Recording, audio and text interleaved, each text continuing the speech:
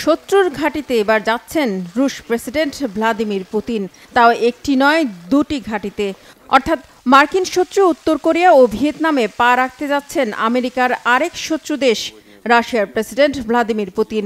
আসছে সপ্তাহে তার এই দুই দেশ সফরে যাওয়ার কথা রয়েছে।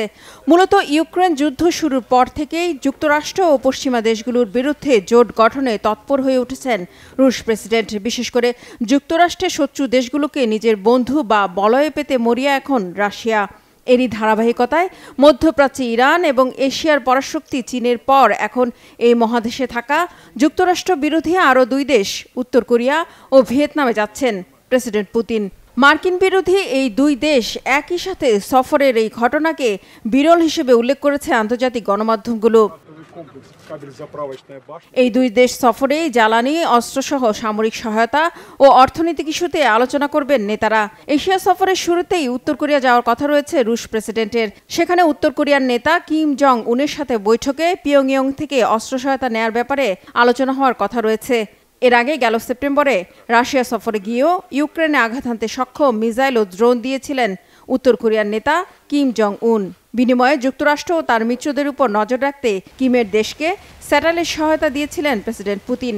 এছাড়া দুই নেতার মাঝে উত্তর কোরিয়া থেকে রাশিয়ার শ্রমিক নেয়ার ব্যাপারেও আলোচনা হতে পারে, কারণ ইউক্রেন যুদ্ধের কারণে শ্রমিক সংকটে ভুগছে রাশিয়া। হয়তো কোনো রুশ নাগরিক যুদ্ধে গিয়েছে, নয়তো দেশ ছেড়ে পালিয়েছে।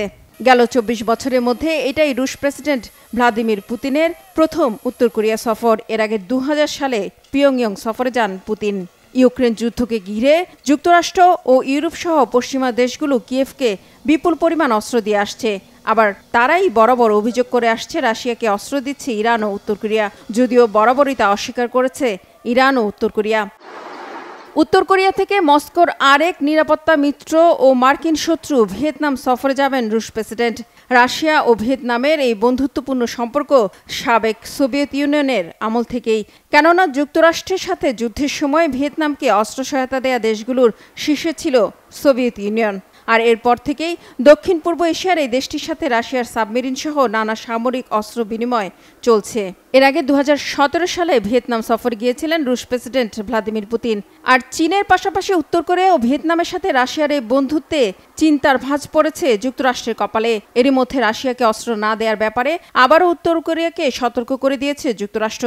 তাদের অভিযোগ, ইউক্রেনের বিরুদ্ধে অবৈধ ও নৃশংস যুদ্ধ টিকিয়ে রাখতে আন্তর্জাতিক সমর্থন আদায়ের চেষ্টা চালিয়ে যাচ্ছে রাশিয়া, আর এজন্যই এসব সফর। তবে বিশ্লেষকরা বলছেন, যেভাবে আমেরিকার শত্রুর দুর্গগুলোকে নিজের বলয়ে আনার চেষ্টায় মরিয়া হয়ে উঠেছে রাশিয়া, তাতে এশিয়ায় হুমকির মুখে পড়তে পারে যুক্তরাষ্ট্রের মোড়লগিরি। রিফাত জামান, বাংলাভিশন নিউজ ডেস্ক।